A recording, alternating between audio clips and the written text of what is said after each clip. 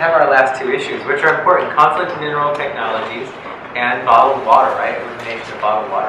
Those are last, right? And we have about half hour, 45 minutes if you stay late to do it, but I don't want to keep you late.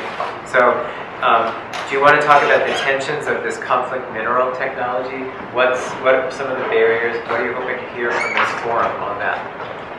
So first, I guess I'll address a question that I'm anticipating, which is what is the cost of this? You know, we talk about local organic foods, it's how much more you're willing to pay. Same thing with conflict-free technology.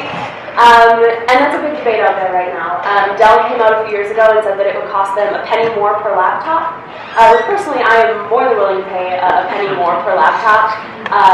But that's a big debate. You can read, there's tons of reports back and forth between the Securities and Exchange Commission and the Chamber of Commerce. Tons of long, dry, dull reports on this that I'm happy to send your way. But the point is that this campaign is all about working with these companies. We're not trying to say it's going to be easy, it's not going to cost you anything. It's about trying to find, real solutions to these issues and find ways that companies can responsibly invest in the mining in Eastern Congo. And we're already seeing companies doing this, which is really, really thrilling. For a human rights activist, we like to demonize corporations a lot, but in this we actually get to thank them and say this is, we're all working together on this. So Motorola actually set up a completely conflict-free mine in Eastern Congo called Motorola Solutions for Hope. Intel has promised a completely conflict-free computer chip within the next year. And these are things that they're not legally bound to do right now, so it's really, really exciting. And they've actually, contributed this to the fact that colleges and universities are starting to speak out. So again, as a human rights activist, this is like the top of the top, most exciting thing that ever happens. So I guess what I'd like to discuss a little bit is that we really focus this year on just raising awareness on campus, and then that first level of resolution that I talked about from the administration, which would be purely symbolic, just a statement of support for the movement. And like I said, about 13 or 14 schools have passed that level. But moving beyond that, and to be quite honest with you, we've talked to the administration extensively about this, and the Chancellor's team has told us, wait until the next Chancellor. So that's the game plan for that one. But moving beyond that, we're really, really interested in, actually taking action after that and looking to do some sort of shareholder voting resolution. So meaning, in these companies that our university invests in, when any sort of vote comes up about a conflict minerals issue, they would have to vote, or our university would have to vote our shares in favor of whatever side happens to be more conflict-free. And then the last kind of step in the process, which at this point, and I'm sorry, Duke and Stanford have done the second level, and then the only school to actually have changed their procurement policy, or their purchasing policy, is DePauw. And with that, it's purely one more variable that the university would have to factor in. It's not saying you can't, purchase certain products if they're not tracing where their minerals are from. It's one, we're not silly. We understand that it's a university, they have to make responsible choices in their purchasing policy. So it's just one factor that would be considered, hopefully sometime down the road. Okay, let's air it out. So what you all hear in this, what would be helpful for them to be thinking about? A little bit like the last one. I just ask a very quick question. Do you mind telling us what some of the top manufacturers involved in this would be? Yeah, so any electronics companies that you can think of, so Apple, HP, Intel, Dell, the list goes down, they're all involved. But tin, tungsten, tantalum, and gold, when you're thinking about gold, that's a whole different set of companies out there, so that's the jewelry industry as well. However, right now we're focusing on the electronics companies. But, truly, it's every electronics company you can think of. They're the ones in our pockets, on our laptops, those are kind of the big targets for right now.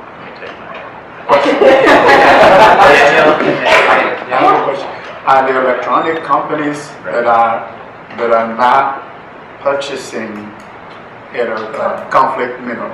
Right, so that's a great question. Like I said, we've seen companies really start to progress on this movement, but no, there's not a company out there that we would say right now is completely conflict-free. So we have I'm happy to send anyone, if they're interested, to the Enough Project. And they have a whole ranking system of how much each company is doing to progress. So it's not necessarily whether or not you're conflict-free, yes or no. There's all sorts of steps in between that you can take to trace where your minerals are coming from. If you're publishing what smelters you're using, the complexities of the supply chain. Just a couple questions. So there aren't any companies yet that are conflict-free in their products. Correct. So how would the university go about it if there isn't any opportunity to buy conflict-free computers for a new laboratory, say together? We would need to, Right.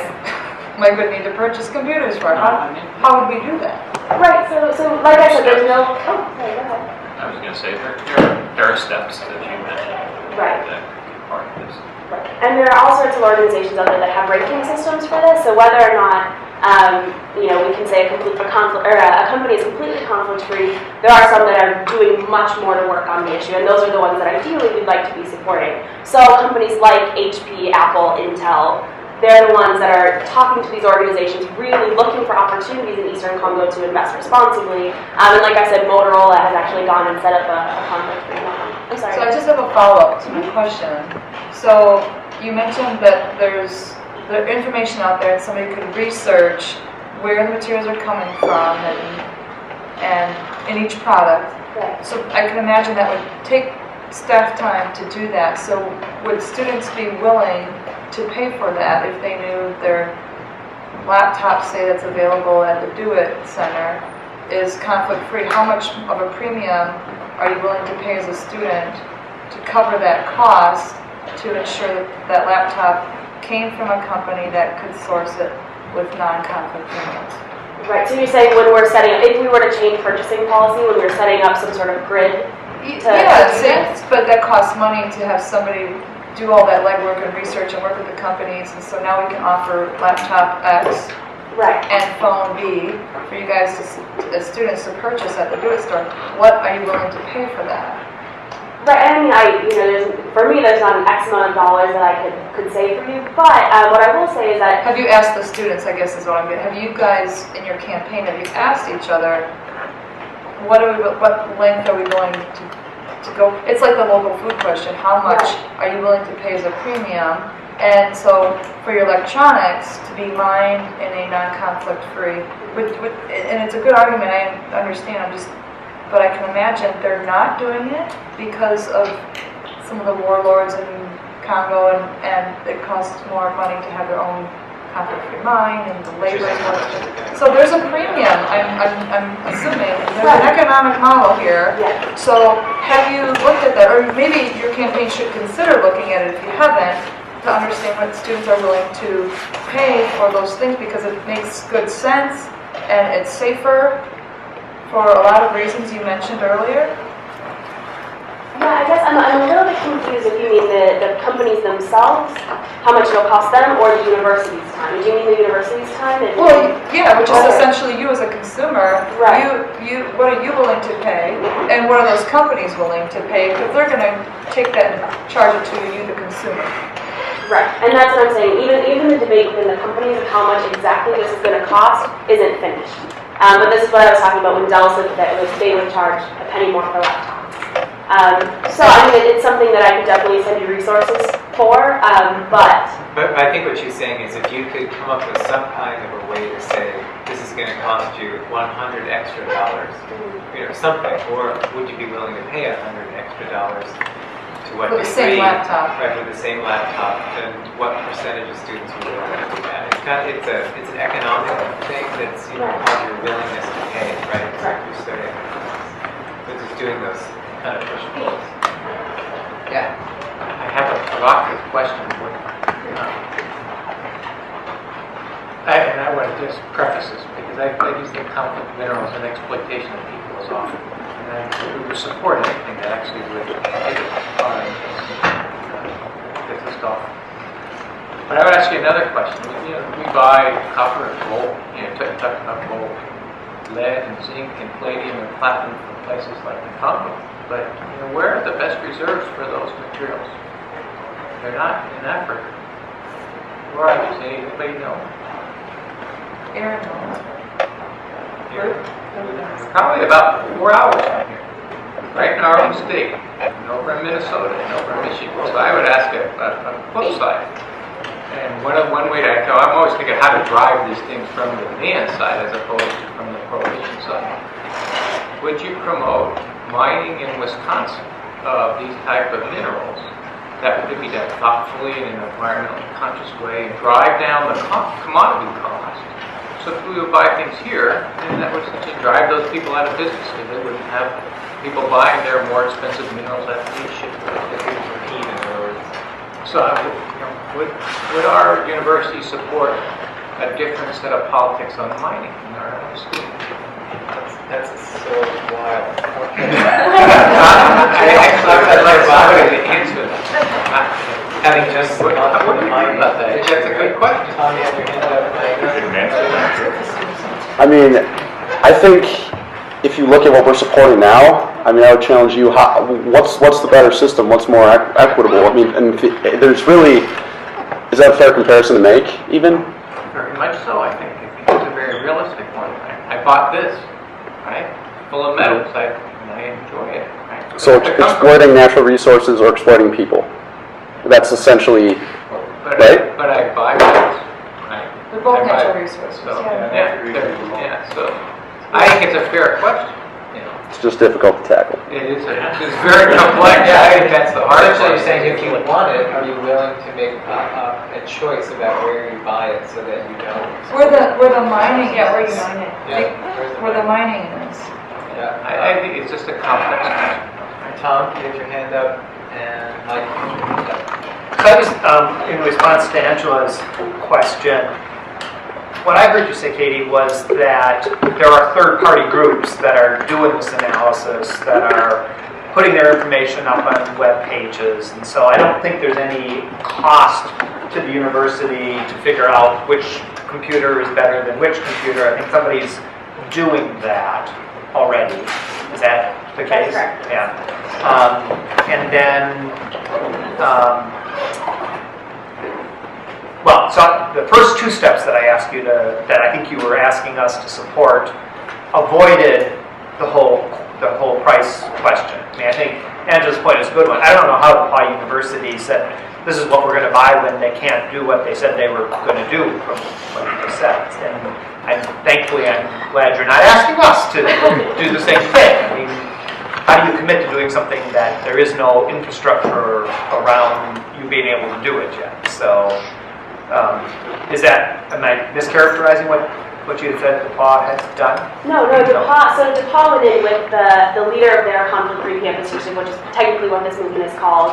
And he is an incredible activist, named Henry, and he went in with their university. And with these third-party rankings that I was talking about and that Tom mentioned, they were able to set up a grid that basically already existed from outside sources and put it in simply as one more factor. So like I said, it's not whether or not you're completely conflict-free, but how much you're doing to move towards that direction. Because you're asking us to be ahead of the curve, and I don't think there's anything wrong with that, but just being thoughtful in what we can actually get the community, the university community, to do to support what you're interested in. Mike, you have your hand up. Well, I was going to say that this is not really unlike the visibility issue of sweatshops and trying to bring some visibility to practices that we just simply don't want to be a part of promoting.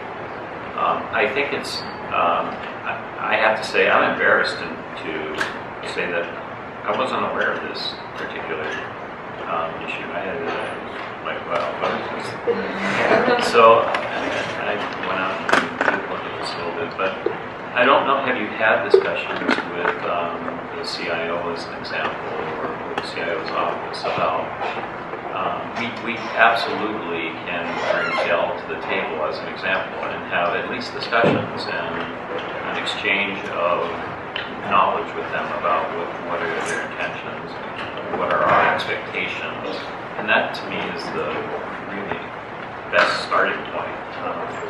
And our CIO office, they might already be doing some of this, I'm not aware of, but we can certainly do that. And I would say that that's the first thing we should be doing, and will help facilitate that meet afterwards. At least have the discussion. All right, one more, and then we'll go to the last one. I really think this is a very important issue because it's a human rights issue, and one that everybody should get behind. And Greg asked a very provocative question, that is sort of like that, but not quite that way, because the issues where people don't want mining in their backyard is that it's a lot of devastation and all of that. Well, this is going one dimension even more than that. It's not just all the devastation to the environment, but nobody's monitoring how things are being done, so people's lives are being ruined. But then you talk about where the money is actually going, because they use it to buy arms to perpetuate conflict and then to do rape and killings and all those kinds of things. So again, it becomes a moral issue, becomes a human rights issue, and you're right.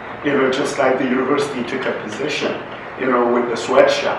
And, in what happened in Bangladesh, people, the European Union is coming down and saying, oh, this is really embarrassing, we need to do something, at least to make sure that people aren't exploited to that degree. So it's just an issue of exploitation that, somebody has to take a position. And it takes a while, but it has to start with taking a position. So I commend you for thinking about that.